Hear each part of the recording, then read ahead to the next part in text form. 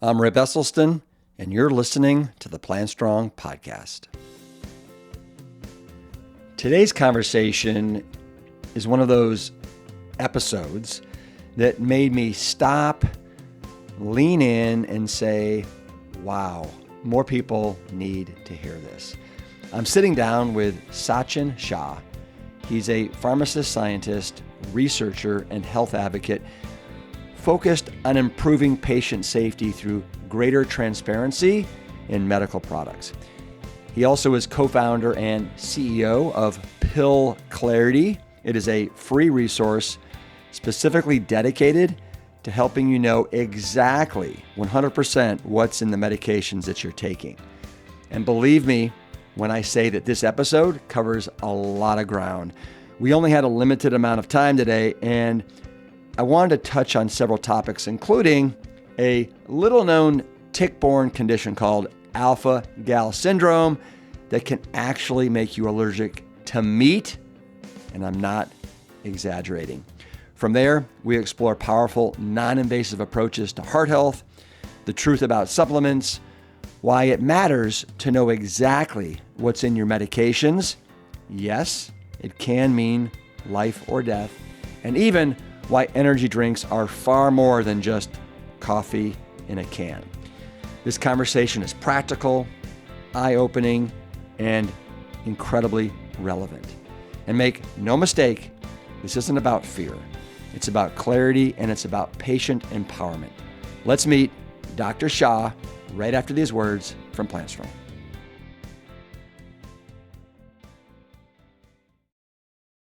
Here's something we don't talk about enough. Energy is finite.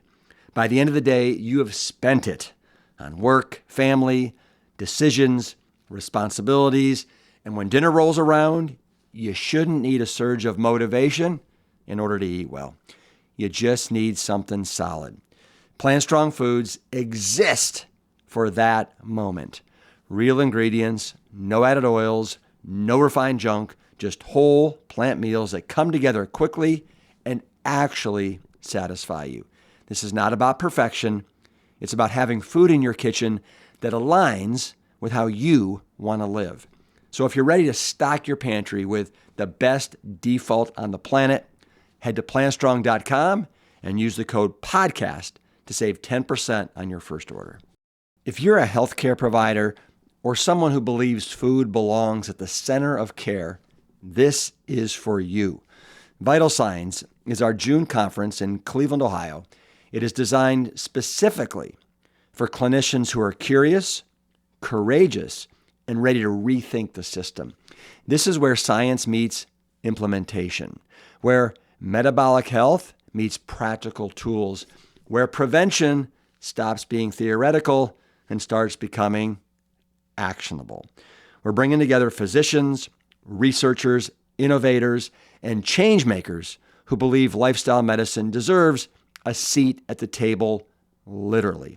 There will be rigorous education, there will be bold conversations, and yes, there will be joy and connection too, because this movement is fueled by community.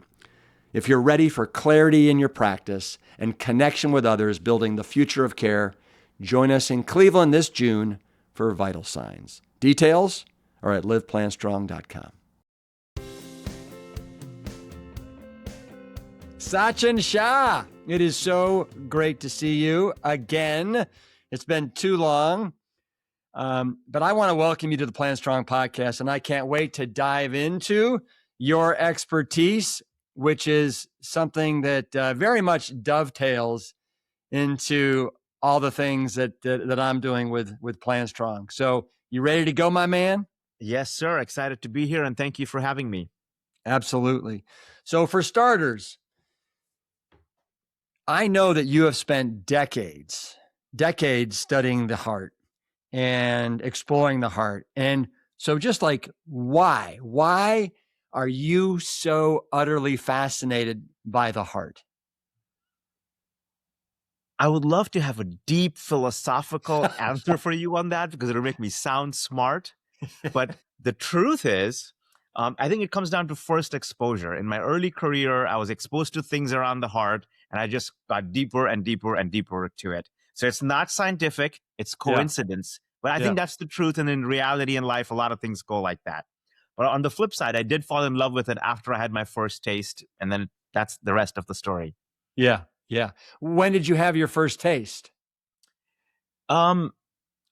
In childhood, I was exposed to kind of just anatomy and just understanding the heart. But then when I was an intern at Pfizer in university, I was in the cardiology division, and they were looking at drugs for the heart that kind of increased the HDL, the good cholesterol. Yeah. And then that just got me starting. So yeah, I think I'd give credit to Pfizer for that. You're right. And so how long ago was that? This is 2003. So this is a little while back. And to the best of your knowledge, has Pfizer or anyone else created a drug that can safely increase the HDL? And does it actually protect the heart from cardiovascular disease? They have not. So at that time, the drug that was being considered was called torcetrapib. And it had some side effects that we didn't want, minor increases in blood pressure. So for that reason, they stopped continuing making the drug. But to answer your question, no, to this day, I haven't seen a single good FDA-approved drug that can do that. But there are things in the pipeline. Yeah. I have a feeling that the next decade is going to present a lot of groundbreaking research on on other sides of the equation besides food, but we'll see. And I'd love to get your thoughts on that as we progress here. So most people think that as they age, cardiovascular disease is just a natural consequence that goes with the aging process. Can you help us dispel that myth that growing older makes you more prone for heart disease? Well, we all have heard, those in this space, that you can reverse heart disease. So that in itself tells you that it is possible. The second thing I will say is I've been blessed to work on a technology called enhanced external counterpulsation, which is a mouthful. I get it. And I know that's not the premise of this probably podcast, but it's important for your audience to know. And the Reader's Digest calls it a natural bypass surgery or a natural bypass procedure because it's non-invasive. And it's this mechanical device that grows new blood vessels in the heart. So the fact that you can do that at 50, 60, 70 years old using a non-invasive method and grow new blood vessels tells you that age is a number in your mind, and you can reverse heart disease based on food and lifestyle choices that you're making. But it is not untrue that aging does increase your risk of atherosclerotic disease. That is true. And in fact, it starts in the first decade of your life. So as you get older, that in itself is a risk factor. But I think what you're alluding to, and I 100% agree with, is a lot of the variables are in our hands, the choices we make, and many of the variables like that. So you just said something that caught my attention. You said in the first decade, we notice, I think, I can't remember how you phrased it exactly, but maybe the beginnings of heart disease. What have you seen in the data that indicates that I guess children, adolescents are coming or developing heart disease that young? So generally speaking, the word is endothelial dysfunction that I know that you are very familiar with, but endothelial function is just the health of the vessels and the inside lining, of the vessels that are running through your body. So smoking will damage that vessel. Eating bad food will damage that vessel. And growing up as time goes on will damage that vessel. So endothelial function and pollution, right? Like the air that we breathe in is going to damage endothelial function or change endothelial function. So just existing, unfortunately, is changing endothelial function. And then as endothelial function changes, it makes sense the rate at which atherosclerotic disease or plaque starts depositing in these vessels starts changing. And as you get older, you might not feel it. But, at 30, 40, around that age, you can start seeing your first symptoms that you ignore. And then you're like, okay, I'm getting some chest pain. I can't climb the stairs as easily. I better go see the cardiologist or the physician. So your body is very resilient up until the early days. Yeah. And then it starts giving you the signs and symptoms. Unless, you're a super athlete like Rip Esselstyn. Stop it. So I think it's fair to say that in your career, you look very intensely at drugs, at devices and supplements. I think this is an appropriate kind of time to ask you, where do you feel that food actually sits in the hierarchy of all these things? So you have to use the word hierarchy because the new food guidelines just came out, right? And there's a pyramid there that they have managed to flip. So hierarchy is a very interesting choice of words there. But absolutely no questions asked, food is at the top. Food is medicine is absolutely not even a debate. I will come out and even say that in healthcare, we need to do a better job in educating our patients around food is medicine. Now, if you really want to be a contrarian for a second, one could convince me that maybe mind is medicine and maybe it's a step higher than the food. But I think that's not in this equation right now, because I believe that we're using our mind and some of our choices to make the active decisions about the food that we consume. So I can be convinced, but food ultimately is at the top. To put it simply, we make poor choices with food and it affects our health, right? And then there's another scenario where we have poor health and then it controls our food, which is the irony, right? Yeah. And there are some people, and I want to acknowledge that, where their health is compromised and it's not their choice. You get sometimes bit by a tick and you can't eat certain types of food. So the health can change your food. But yeah, really, what you eat is the essence of who you become. Well, so you and I, we met for the first time, I think it was last October, if I'm not mistaken, at one of the Plant Strong retreats. You attended one in Sedona. No, I'm sorry. Gosh, it was probably back in April of 2005. And then you also made a little bit of, and you made a little bit of a pit stop at the one that we had in Black Mountain in November of 25. Yes. And you obviously developed a relationship with Lori Kordowich, who's on our Food as Medicine, headlining that team. Somehow or another, she was fortunate enough to find you. But when what initially drew you to the Plant Strong community? I'm glad you asked that question. And it's not food. Food is there at a lot of places. It's the people. Lori is a phenomenal human being, and I would say the same about you and your team.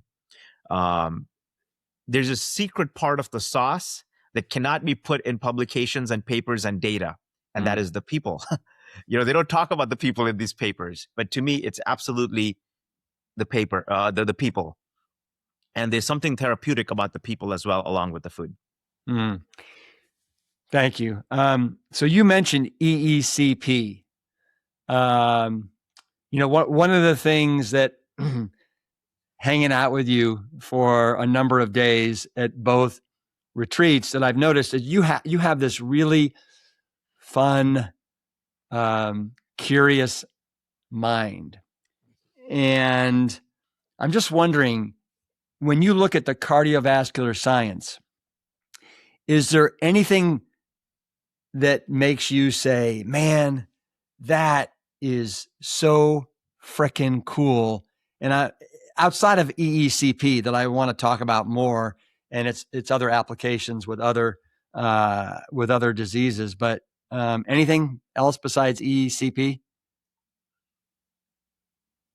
Anything else besides EECP that makes me say that is so freaking cool? That is so freaking cool. Do you have a preference in which lane we stay? Do we want to stay in the food lane? You want to stay in the device lane? You want to stay in any other lane? Thank you for that question. No, actually, it doesn't matter to me. We can go any lane that you want. But okay, if you just like, oh man, aha. I'll go in multiple lanes in that case, since you give me the autonomy. So, for example, I remember being at the American Heart Association and seeing an abstract on anger and its correlation with heart attacks. Now, just think about that for a second. That is so freaking cool. Why? Because now you're talking about your mood and behavior changing your health. Why are we not talking about this? We absolutely need to be talking about this, right? So that is cool. And the magnitude of that is not appreciated. And that is why it is cool.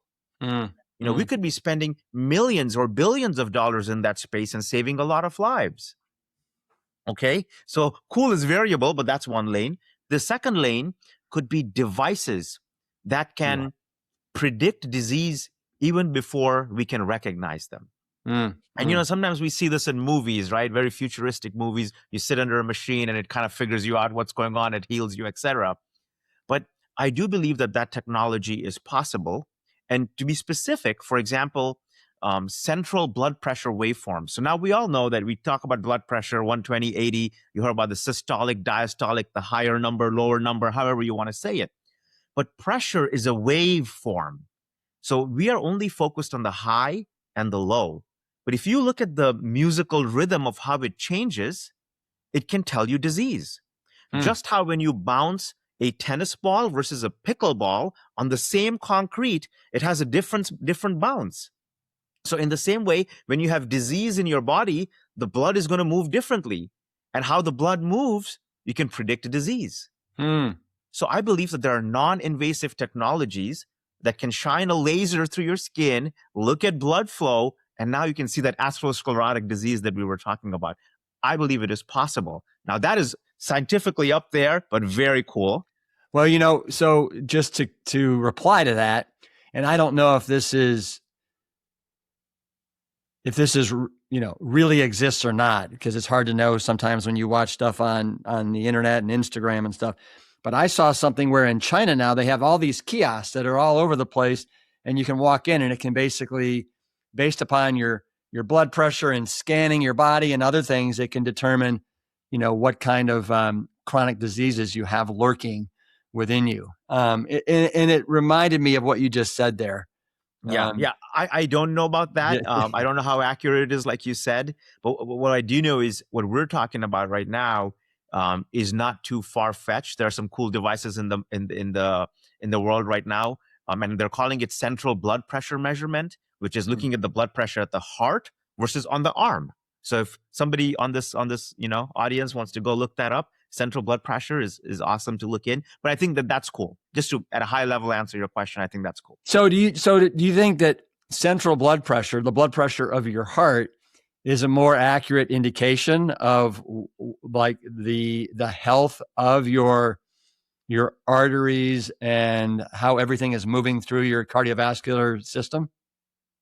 I do, because when blood goes from point A to point B, it changes based on the atherosclerotic disease that you're getting. So central blood pressure is actually measuring the load of the heart versus what is being experienced further away from the heart, right? So for some patients, that is a much better predictor of disease.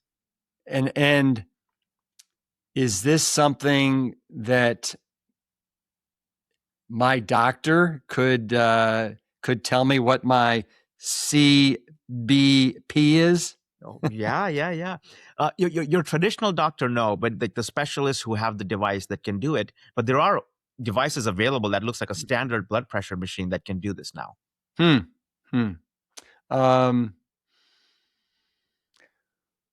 Okay, so those were two, right? You talked about anger with the mind. You talked about the CBP for the devices. Is there another lane that we're missing? The other lane, of course, is going to be right now what I am involved in, which I think is very cool. So I'm biased, is alpha-gal syndrome. And the concept of just being bit by a tick and not being able to eat red meat is what's happening in the world right now. And there's some data to show that it changes potentially your atherosclerotic disease burden as well. So I think that's pretty cool. And now many of these people cannot get cardiac meds as a result. So, that's a whole, topic on its own that I think is pretty fascinating. Well, so I'd love to dive into alpha-gal syndrome since you are one of the leaders in alpha-gal syndrome in the world. I think it'd be criminal of you and I not to talk a little bit about alpha-gal. So let's dive in. When do you know when the first cases of alpha-gal started to hit the, society? Yeah. I think it was about 2 decades ago or so. I might get my numbers wrong, but exact date I don't know. But it's about 2 decades or so that alpha-gal has been known about. And it was around that time when we made the association that this is a tick-induced condition, meaning a tick bites you, you get allergic to a carbohydrate sugar molecule called galactose alpha-1,3 galactose. Yep. And now your body has an IgE allergic type reaction to every time you get exposed to it through food, through medications, and in some people, fumes. You could be at a barbecue inhaling fumes and you're reacting to it. Oh my gosh. And how prevalent is alpha-gal syndrome in the United States? Yeah, so the CDC came out with a report about 2 years ago talking about 450,000 people, so about 500,000 people in the United States have alpha-gal syndrome. Right. And is there some way that we can introduce this to 50% of the population? A lot of people have considered that. I really hope we don't do that. But nature has a way of making you eat healthy, right? So we're either going to eat healthy by the choices we make, or somehow it's forcing you to eat healthy. So I hope that a silver lining or a positive thing of alpha-gal syndrome is people are making some healthier choices about what we eat. Yeah, no, I was being playful there, obviously. Yes, of course. But I mean, what are, outside of inadvertently eating some sort of an animal product or taking a supplement or something like that has animal and having some sort of a unintended reaction, is there any downside to having alpha-gal syndrome other than you just can't consume animal, red meat and animal products, which actually seems like it would be a huge benefit to your health? Yes, it comes down to kind of ideology as well. For a lot of these people, their life is completely changed the way they knew it. And it's very unfortunate seeing them. It's like, you wake up the next day and now you can't eat what you were eating for the past 40 years. And you're forced to go into a different lane. So that's one side. But the other side is, even if you can adapt because you have to, based on the choices you make around food, they are having to check if they can end up in the hospital, if they're going to give them some medications that they're going to react to and unfortunately maybe die. And in fact, the first fatality was because of a drug, not because of food, right? That we know of, that's published. It was a drug called cetuximab. It was given to these people. They were reacting, and then somebody passed away.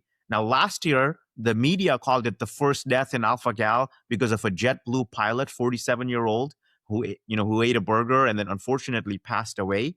And God bless his wife, because she's the one that went and researched, saying what really happened. So she took the blood work, sent it to some scientists, and then they discovered it was alpha-gal syndrome and not a random, sudden cardiac arrest or something like that. So there's a lot of challenges about what is really going on with these people.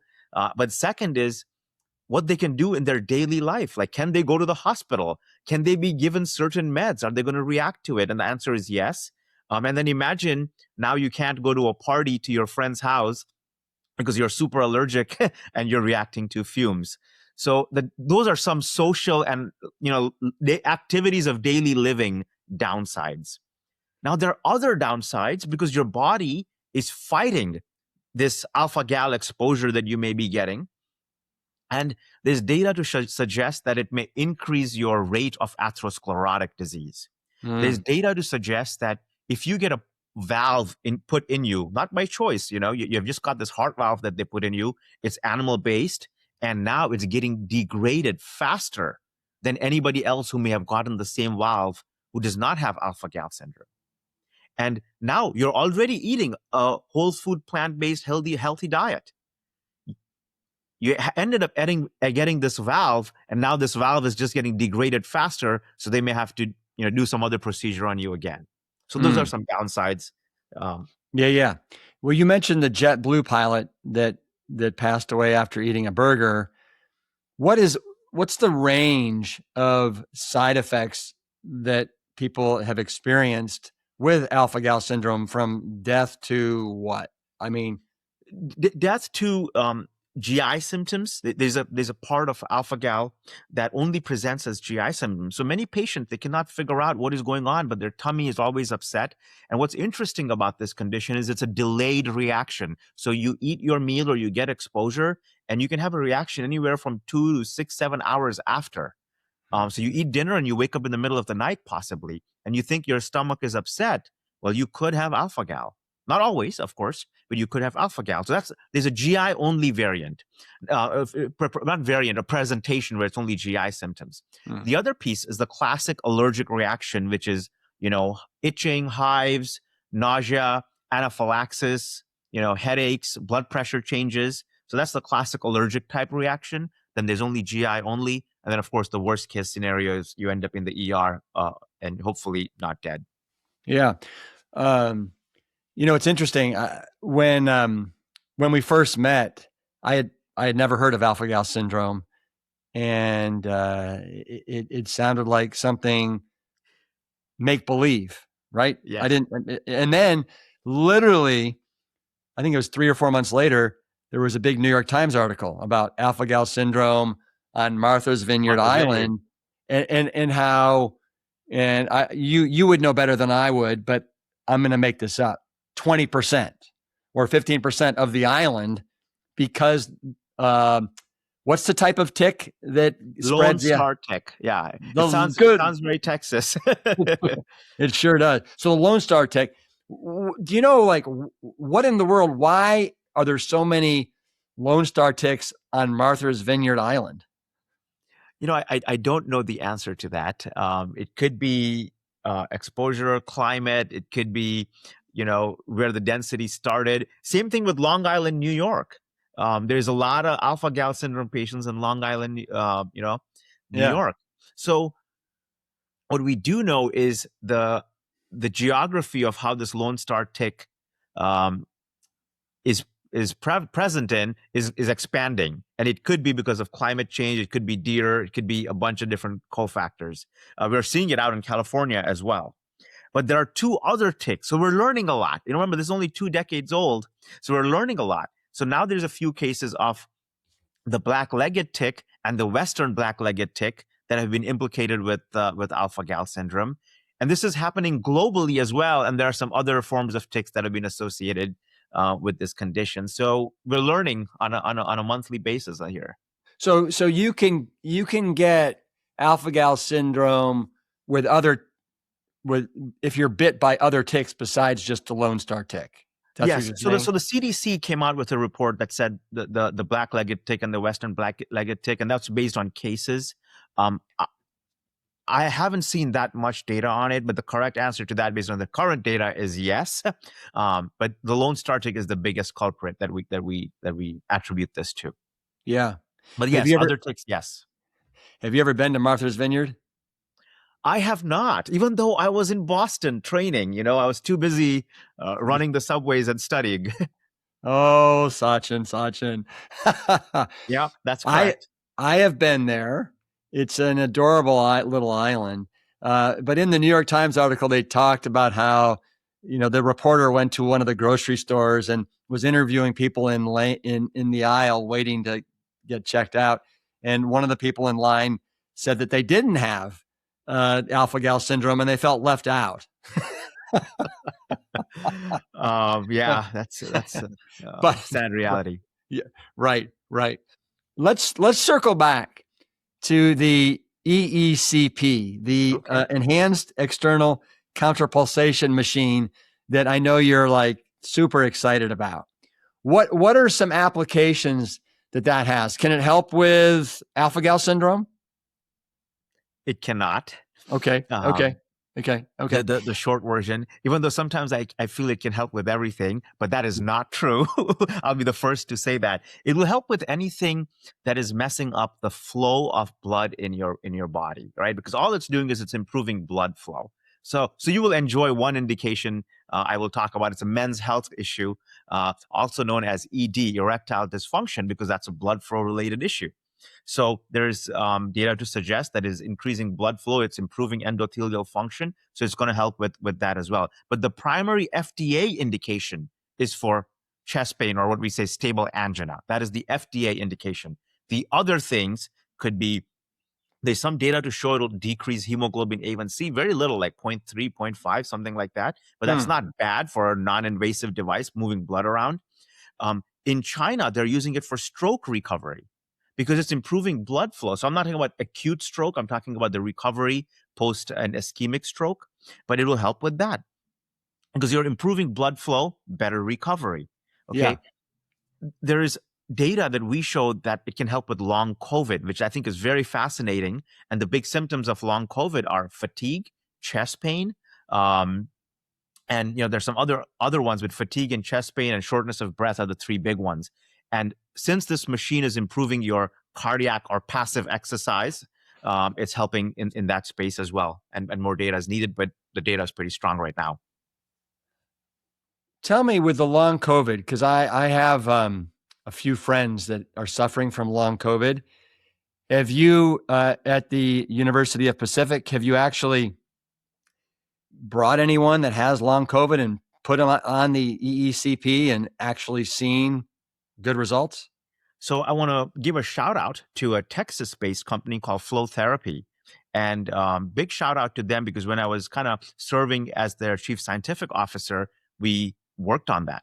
Okay. And the papers are published. So hundreds of people have been managed with long COVID using EECP, over 200 people. And the data is very strong.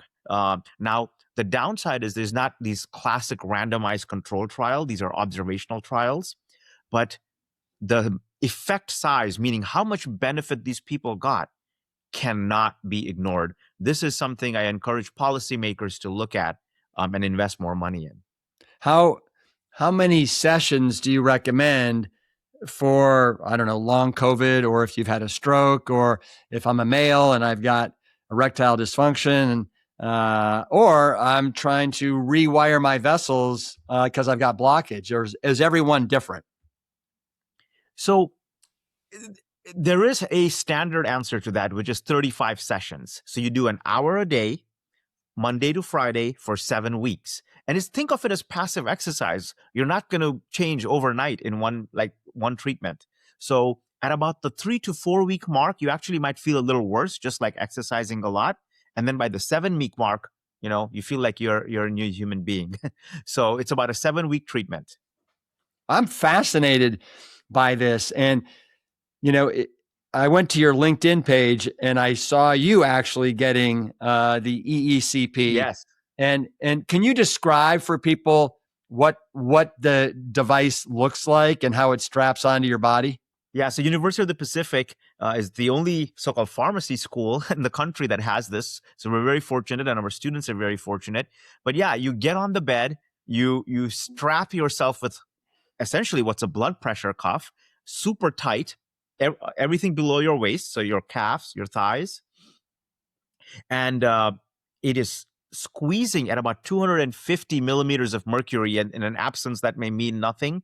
But for example, athletes use this thing called Normatec, these pants that they wear, and they kind of inflate and move blood around, and that pressure is about 80 to 100 millimeters of mercury. So this thing is at a much higher level Wow. pressure. So it kind of feels like you're getting this, bumping effect. It looks a little scary, but it's not. I've seen plenty of people sleep through it watching Netflix or whatever. So it is not, it may appear like it's a little, intense, but once you're on it, it can be a very smooth experience.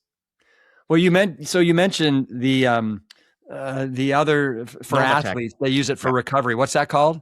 Normatec. Normatec. Norma Tech. Yeah. So Normatec. So would this have any application for recovery for athletes as well? So yes, I believe so. There's a scientifically different concept here. What the EECP machine does, or counter pulsation machine does, is it's timed to your heart rhythm. And that's the beauty of it. So when your heart is resting, this thing is squeezing. Okay. And when your heart is squeezing, this thing is resting. So think of a toothpaste. If you have the plug clogged here and you squeeze, nothing's happening. But if it's Right. open and you squeeze, you can move blood around. So it works opposite to the heart, like a toothpaste tube. It works opposite to the heart. And that's the beauty of it. Hmm. So when does your heart get its own blood? Do you ever think about that? Not really, because your No. heart's job is to give blood to everything. But when does it get blood? Well, it gets blood when it's resting. So when we squeeze on the other parts of the bodies, more blood goes to the heart, making it happy. Hmm. Why? How long has EECP been around? 50 years. Why in the world do we not know about it? Why does everybody not know about it? I love that question. And it's a controversial answer. And I shouldn't say it on a recorded podcast. I think the healthcare systems, unfortunately, it's a cumbersome procedure to be coming in for 7 weeks for the patient as well. But I don't think the healthcare systems get reimbursed enough for this to be profitable. Mm. Mm. Okay, and people can make their own conclusions off that. But I will be bold and say it on your podcast that's what I think. Because this is something everybody should know about. It is non-invasive. It is safe. There may be some contraindications, of course, like there's to everything. There's, you have to be safe when driving a car. You have to wear a seatbelt, right? But everybody should know about this. It absolutely helps. And I think that the healthcare system right now, unfortunately, is not designed for it to be driving enough revenue. And for that reason, I think everybody doesn't know about it. Okay. Now, there could be other factors. I'm not saying this is the absolute thing, but I think that if the system changes, we can get patients access to this, and we must do it. And I have no conflicts of interest in saying this. So you mentioned that your University of the Pacific is one of the few pharmacy schools that actually has one of these. Are they expensive? I mean, why could I not go down and get a session at I don't know, my maybe I don't mean to belittle it, but at a chiropractor or whoever. So right now there are some. This is an FDA approved device. It has an FDA approved indication, so it can't just be anywhere. Okay. So there's an aspect of that, but I do think that the system is prime for innovation and disruption, and it can be done if people put efforts into it. Yeah. I guess I'm a little frustrated because you mentioned the Normatec for athletes, and I've been to clubs all over the United States that have the Normatec for people that want to enhance their recovery. And it seems like this is just another level of the Normatec from after seeing you in the video, right? Getting the squeeze. So I am fascinated by it. Absolutely fascinated by it. Yeah, there's a lot more work that needs to be done. I think this is like licking a Tylenol. Normatec is like licking a Tylenol and hoping for effect. This is way more potent than that. Okay. But it is the right analogy. And I would say if somebody wants to go become a billionaire, go make the EECP machine smaller, put it in people's homes, and you will save a lot of lives. And there you go. Wow. Let's see who does it. Let's transition to another topic, something that you are equally passionate about, and that is pill clarity. So you are one of the co-founders of Pill Clarity. Tell the Plant Strong audience, what is Pill Clarity and why are you so passionate about it? Thank you for that question. The passion comes from a very simple answer, which is I care. And what does that mean? And that means that I fundamentally believe that every human being deserves to know what is in their food and what is in their medications. We deserve to know. So there is 500,000 people, like we said, with alpha-gal syndrome, whose life could potentially depend on knowing what is in their medications. Does it have gelatin? Does it have magnesium stearate, which could be from a plant or an animal? Their life depends on it. Then there is 33 million people with food allergies, the top 9 food allergies. They need to know what is in their medications. And then there are people who are vegans and vegetarians. There are people with certain faiths, Seventh-day Adventists, some Hindus, Muslims, some Jews. There are many others with faith-based reasons or just ethical-based reasons. They just don't want to be cruel. And they want to know if their medications have any animal-derived ingredients in them. So I am passionate about solving that problem and bringing people this answer. And we're the only platform that is doing it right for the world for free right now. So that's who we are, and that's why we care. Wow. So I would assume that most of us think that prescriptions that we're taking are clean, and they're regulated. Is that an accurate or inaccurate assumption? Depends on your definition of clean. Yes, they're pure. Once in a blue moon, there can be manufacturing defects, and they take those drugs back. But yeah, very high standard for clean. Yeah. Regulated, yes. If it's FDA approved, it falls under that umbrella of being regulated.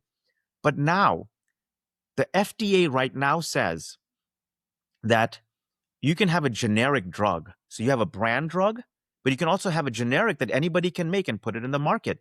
And everybody says a atorvastatin is an atorvastatin, which is just a cholesterol mad. Right. And ibuprofen is an ibuprofen. But for the first time, that is not true. And that is not true because of the inactive ingredients. These people are reacting to an inactive ingredient and the formulation of manufacturer A, but not manufacturer B, but the FDA says these are the same products. That's why it's different.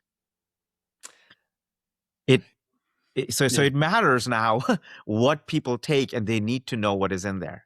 Yeah. So with Pill Clarity, is there a website or someplace that I can go? Like, what's the first step in really becoming a smarter consumer of my medications and supplements? Yes.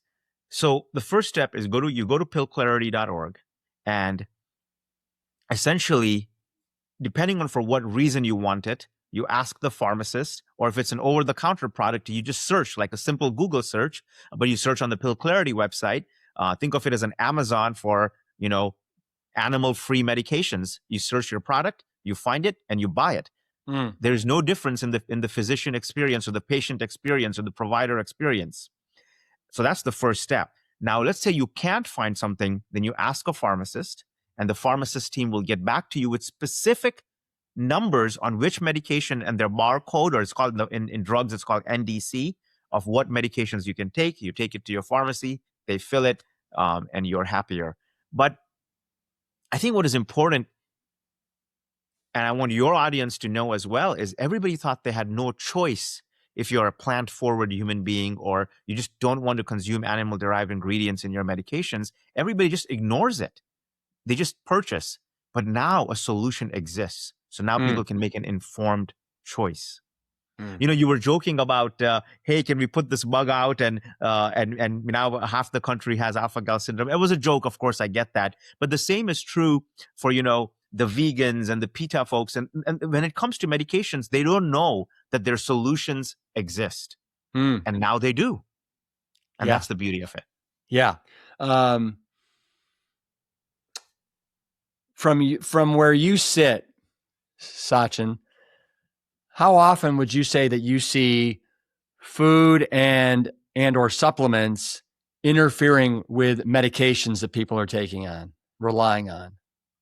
So there is different concepts. There is the supplements concept, and we absolutely know that some supplements can change the way medications can behave. And that's because things that you consume, your liver also breaks them down and gets it out of your body, right? So some of these supplements and even drugs can change the rate at which your liver is breaking these foreign substances in your body. Let's call them drugs for now, right? So for example, depending on what supplement you take, the way caffeine breaks down in your body can change. Smoking can change the rate at which caffeine breaks down in your body. Your genetics can change the way that caffeine breaks down in your body. And that's just one example, but that applies for most medications as well. So supplements, depending on what they do, can either interact directly with your body, can interact directly with the drug, or can interact with the pathway with which the drug is broken down in your body. In the same way, food could do that. Now, fortunately, your body is amazing, and it is rare that if you're eating a well-balanced, well-rounded diet, that food is really messing with the drugs that you're taking. But yes, some drugs you need to take with food, some drugs you take without food because it changes the way it absorbs. Yeah. If you're nutrition deficiency, then yes, it changes, how some of your medications may behave. So it's such a big open-ended question that there's probably many directions we can go in. But your point is well taken that we have to be thoughtful in the way we consume. Well, yeah. Like, for example, I have a friend that right now is on blood thinners and he can't eat grapefruit, right? And you hear about, and it's just, it's amazing to me. Like, at what point, how did somebody figure out that when you eat grapefruit doesn't allow or it makes it unsafe for you to consume, or take blood thinners? That is just crazy to me. So you and I had not coordinated this conversation. So it's interesting that you picked grapefruit as an example because it's a great one.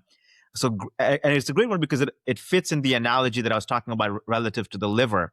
So the grapefruit hits something called the CYP enzyme pathway, which is the CYP3A4. That's the specific pathway that it hits. So it inhibits that pathway. So any drug that is broken down by that pathway, you have to be careful because it can increase the concentration of those drugs. Wow. So it makes sense. Now, people get scared when they hear that. Now, there's another side to the story. The other side to the story is that does not mean you cannot eat grapefruit. That means that if you're eating, 1 or 2 grapefruits a week, stay consistent with it and you're fine. Don't go and eat 15 in a day. And then, yes, you will have a slight problem. But, it doesn't mean that you can't do it. So the human body is incredibly understanding if you're not doing extreme things. Right. And then the other thing, and I'm not sure if it's with blood thinners or it's another medication, is people say that they can't do green leafies. Yes. So that's the medication Coumadin or warfarin. That's it. Exactly right. Yeah. No, great. Thank you for bringing that up. It's a very important public health topic as well. So they say don't eat green leafies. That is only slightly accurate because I don't want to say it's inaccurate. So it's only slightly accurate. Again, stay consistent.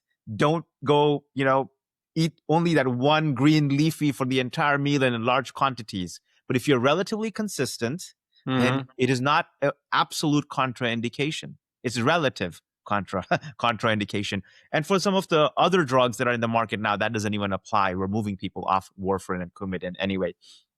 But that's a great example. And you bring up the point of understanding public health messaging the way that it needs to be understood. And a fun example of that is we did a meta-analysis on avocados and what it does to the cholesterol and lipid profile. Yeah. And a meta-analysis is the gold, kind of an excellent way of analyzing data. You take all the data out there, you put it together, and you get a number, a numerical answer on what's the effect. So what we found was avocados will decrease your total cholesterol, will decrease your LDL, and will decrease your triglycerides. So we said, wow, congratulations to the world, eat more avocados, right? That's what you would say. Well, guess what? That's the wrong public health messaging.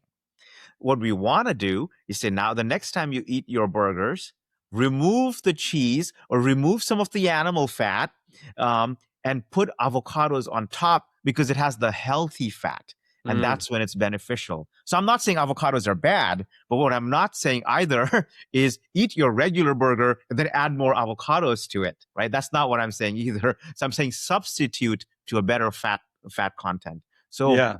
messaging, understanding it the right way is another example. So you talked about spinach, you talked about grapefruit, and I'm throwing avocados in your analogies as well. Yeah, good. The thing about avocado, was there, so with that meta-analysis, was there a quantity of avocado that was best as opposed to just, making a big old tub of guacamole and going to town? Yeah. There's a ton of data around this. I believe in that one, it's been a while, but I would say the range is about 0.5 to 1.5 avocados. And 1.5 is a lot. So I would recommend that people eating about a half to one is fine, not a problem. Yeah. That's a day, I'm assuming. A day, yes. Yeah. Yes. And is that a small, medium, or large avocado? The large ones are fine. The Haas avocados, which are slightly bigger, those are fine. A half of those is not a problem at all. Yeah. All right. Well, I'm going to have to get you and Essie in a room and have you guys arm wrestle about avocados. Okay. Let's talk about energy drinks. Yes. For a sec, because you mentioned caffeine earlier in one of your answers. You are one of the leading voices right now calling out energy drink safety. What is it that we should know that we don't know right now? I think what is important from a public health messaging is that energy drinks are not the same thing as coffee. Because when you take caffeine and add a bunch of things to it, then they could be interacting with each other and have a different response. So coffee is different. Drink coffee, there's health benefits, okay, within limits, right? The FDA says 400 milligrams a day or less per day. And then that's spread out through multiple cups of coffee. When it comes to energy drinks, people have different behaviors. They can drink many in one night because they're easy to pound down if you really wanted to, right? They're cold, they're carbonated, they have a nice flavor. So my message would be, do not drink a high volume of energy drinks in one setting, because our data has showed that they can prolong something called the QT interval, which is basically something we measure on an electrocardiogram, and it can increase your risk for an abnormal heart rhythm, which can basically take you down the road of sudden cardiac arrest. Jeez. So if I was angling for a little energy because I'm going to go out on the town and I want to have fun, would you recommend a Red Bull or a Monster, or do you have an energy drink that you prefer, or would you say stay away from all that stuff? I would say stay away from all of that stuff. I would say drink some coconut water, drink some coffee if you need to. But I think there are other natural ways to getting energy. Sugar can also give you energy, and we forget about that. Now, I'm not promoting sugar. That is not what I'm saying. But if you needed a little energy and you kind of ate some dates and stuff, those are plentiful opportunities to be getting some energy. Well, we like our dates. They're a wonderful source of healthy sugar. Would you say that energy drinks and highly caffeinated products affect the cardiovascular system? And if so, how? Absolutely. So energy drinks have caffeine in them and a bunch of other ingredients, like we were saying, taurine, B vitamins, etc. And they will raise your blood pressure. We know that caffeine does it. Maybe the interaction does it, but the point is that they're going to raise your blood pressure, systolic blood pressure, diastolic blood pressure. The second thing was the electrocardiogram that I was talking about, which is increasing your risk of sudden cardiac arrest, to keep it simple, right? But essentially, the mechanism is we're showing data that it increases your QT interval by 6 to 10 milliseconds. Now, that is not a lot in the grand scheme of things, but some drugs have a warning in their package insert for that degree of QT prolongation. Okay, so that's the second thing I would say. And then there's some other data around platelet aggregation, the way that the cells are coagulating. There's some data around that needs more exploration, but the blood pressure and the ECG effects, are very, very clean. Do you know to date how many people have had a heart attack or died because of their consumption of these energy drinks? Do you have any idea on that? Because every once in a while I hear like, oh, this 19-year-old had, 8 of these drinks and keeled over and died. Yeah, it's happening more often than we all think, number one. I have at least seen about 30 some cases that have been put in the literature, okay, and related to energy drink associated bad things happening. Let's just call it that to keep it simple. Yeah. But there was another report called the Dawn report that showed a significant increase in emergency room visits because of energy drinks associated emergency room visits. And then you look at the poison control data, the number of phone calls to the poison control system has gone up. And this is different than the poison control calls for caffeine, right? Like for coffee. So we are seeing epidemiological data in that capacity that the risk is there, and it needs further scrutiny. Thank you. I want to ask you a question about supplements, because you have studied supplements extensively. Was that a fair statement? Yes. Okay. Do you take any supplements? I do not. That is so wild. And so why do you not take any supplements? Okay. So I have studied supplements extensively. Is relative, of course, and you know that. But it's not that I am anti-supplements. I'm actually not against supplements at all. Yeah. But there's a caveat. If you eat a well-balanced, whole food, plant-based diet, you may not necessarily always need the supplements. Now, I've been a vegetarian all my life. And the first things that people talk about is, if you're a vegetarian or a vegan or something like that, you're going to have to supplement with B12. I've never supplemented with B12 all my life either. And I know plenty of people who have not. Now, does that mean that other people should not? No, they probably at times need to. But the caveat being whole food, plant-based, well-balanced diet. So do I eat nutritional yeast? Of course I do. Are there other places where I'm getting my B12 and other, minerals and vitamins? I think I am. And my body is not saying that I'm deficient in anything. So for that reason, I am not taking anything right now. Maybe once I'm older, things could change, and maybe I might. That's really interesting, Sachin. Do you know what your B12 level is the last time you had it checked? Great question. So you're like, if you're ignorant about it, then it doesn't matter. I have had it checked, and it is not deficient. It's been a while since I've had it checked, though. Yeah. So I don't know the numbers. Yeah. Well, for people that are out there, the range is usually if you're low, you're below like 250, and the high is about 1100. That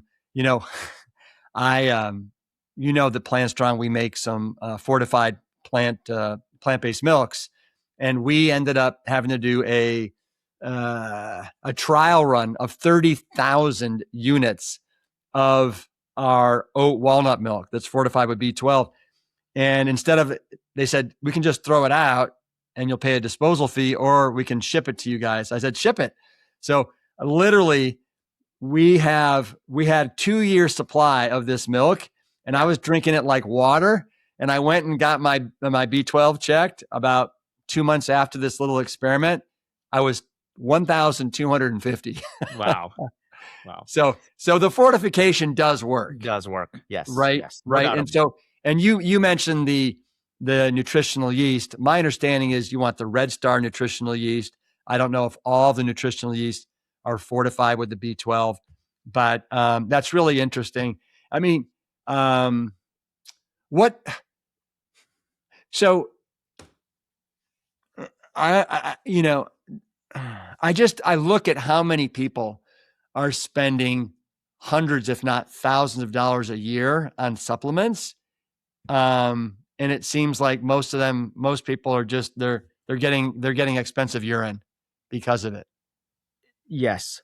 So I don't know where you sit on this, but I'll go first. I don't have a problem. Yeah. So essentially, a lot of the science will say very expensive urine. A lot of the science will say don't take combinations like multivitamins. If you need to supplement or fortify, take individual. So you've done the lab test, you know what you're deficient in, and then just correct that error. So that a lot of the science will say that. And I subscribe to that. I don't necessarily have an issue with that. But then the third layer is the placebo and the psychological aspect of health. And I'll take a tangent for a second. I was talking to somebody who was a coach for athletes, and they said sometimes we do some maneuvers with them just because it has a huge placebo effect on them. They think that they're going to perform incredibly well. If we put this red paint on their leg or something like that, and it has a huge placebo effect. So the same thing with multivitamins. I think that for many people, it just makes them feel better. So maybe I'm not promoting this. And if expensive urine is what's going to make you feel better, I'm not against that as well, because there are other harmful things you can do to your body. So I have a science-based answer, and then I have a psychology-based answer on those. Yeah. Yeah. I think my simple answer is, I think for the most part, you shouldn't be supplementing unless you know you have a known deficiency, right? And then, so kind of know your numbers. For the most part. Let me ask you this. Let's talk about the future of pharmacology. Do you think that we could see plant compounds replacing or complementing some of these traditional drugs that are out there? Absolutely. It has happened in the past, and we need to do more of that. I think that extracting active ingredients from plants is an incredibly smart thing to do. Nature is very smart. There are trees in South America where the leaf may be the poison, but the root is the antidote, right? Nature is just incredibly smart. In the same way, coffee is not just caffeine. It has 100 different molecules that are working together. So yes, and we're doing some stuff with cinnamon as well. Okay, that's a whole fascinating story on its own. Cinnamon has multiple different active molecules that are worth exploring, and more to come on that, maybe on a different day. But essentially, yes, I think taking the things that are biologically active in a food and a plant and finding medicinal products from that has to be heavily invested in for the future. So tell me, when you're not talking about cardiology or research or playing pickleball, what lights you up or recharges you?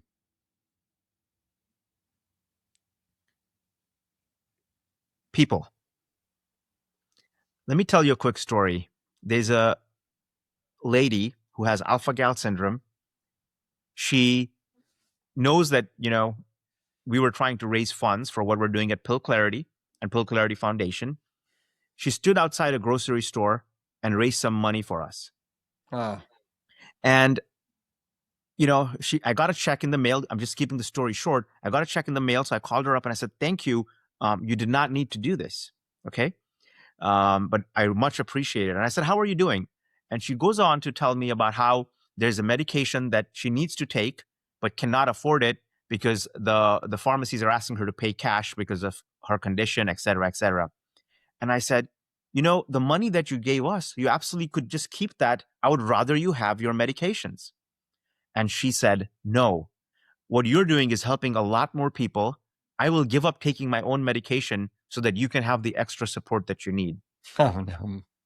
Rip, with that type of people in this world, how can I afford to take time off and kind of, not take this seriously? And I'm not saying I don't recharge. I think everybody needs to recharge. But when I think about these type of things, it charges me up. it gives me the energy that I need without an energy drink. So people is my short answer for that Yeah. question. Yeah. Well, it's a beautiful answer. And I think I think you started at the top of this conversation talking about how you care, right? You care, people, you're doing such great work. It's it's impressive. Are you much of a cook? Do you like to cook? I do cook. I do cook. I don't say much. You know, that's dependent on who is eating my food. Yeah. But I enjoy cooking. Yeah. Do you have a favorite go-to plant strong meal that you like to dig into? Your granola, by far your granola.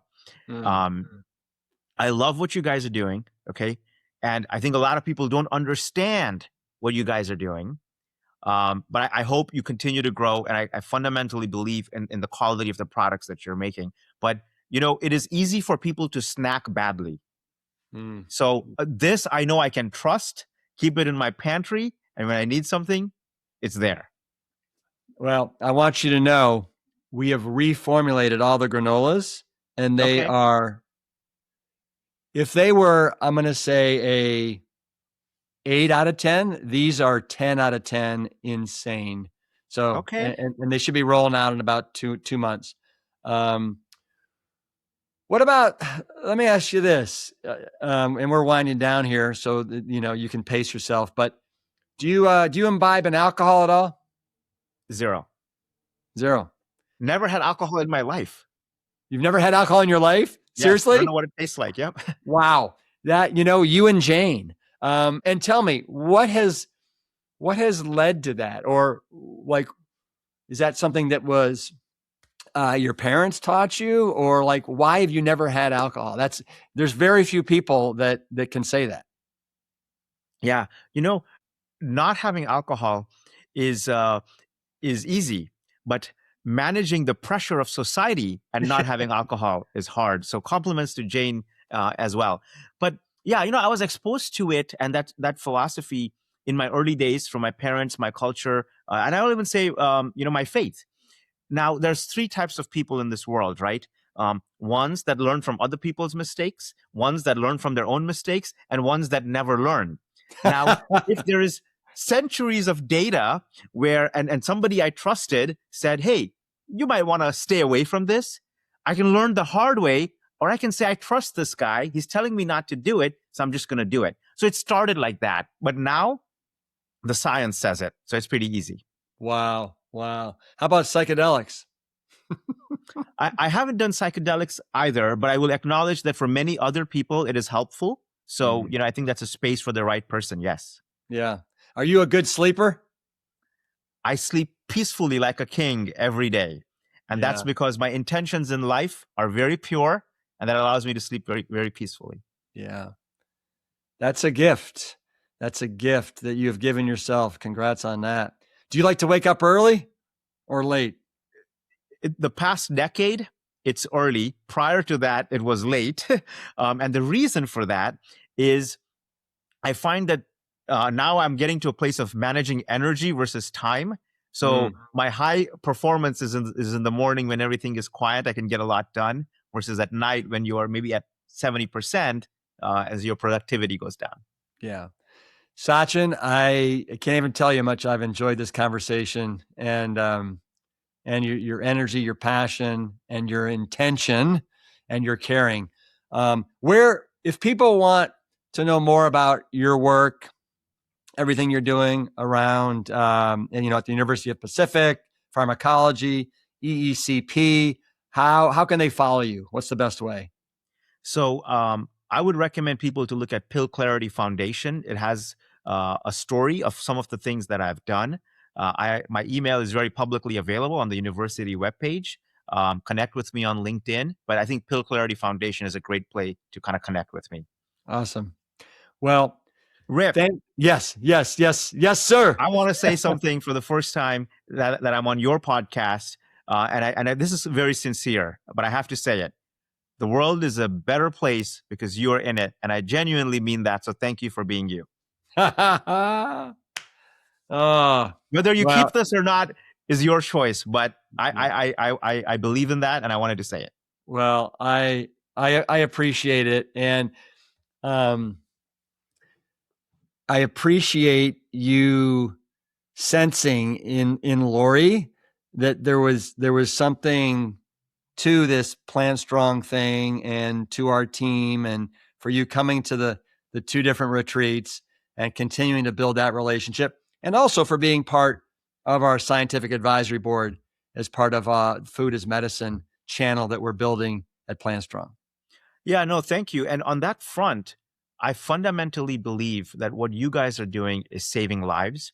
And you're not paying me or anything. I'm saying this purely from an authentic place, wanting to do good for society. And what you guys are doing is that. I believe that insurance companies and many other programs need to be embracing you and your program and calling you in. I think a lot of major employers need to be doing that because there's an aspect of what you're doing cannot be captured in a scientific paper. There is a RIP and Plant Strong energy that cannot be captured. It cannot be replicated because it starts with the leader at the top, right? So hopefully we can put that in a paper in Science in the future, and we'll try and capture it. But that's the truth that I see. Thank you so much. Hey, before we sign off, is that a unicycle or the back of a bicycle over your left shoulder? It's the half of a bicycle, and then the other half is on a different part of the wall. So it's like a bookend. There's two bookends, and each one has a half of a bicycle. Okay, because I love riding a unicycle, and I was going to say, hey, let's ride a unicycle together. We could do that. We could do that at a different time. Yes, let's do it. Let's do it. All right. Hey, Sachin, make it a great day. Make it a Plant Strong one. Give me a fist bump on the way out, my man. Boom. Boom. Plant Strong. Woo! Sachin truly has a heart of gold, and these are the type of people that I admire and trust at Plant Strong because he truly cares about people. This episode is a powerful reminder that food is medicine, and you deserve to know what's going into your body, whether that's on your plate or in your medicine cabinet. If this conversation resonated with you, please share it with someone that you love. These ideas save lives when they're spread. Also, if you want to contribute to Pill Clarity, I'll be sure to put a link in today's show notes. As always, keep showing up, keep learning, and always, always keep it Plant Strong.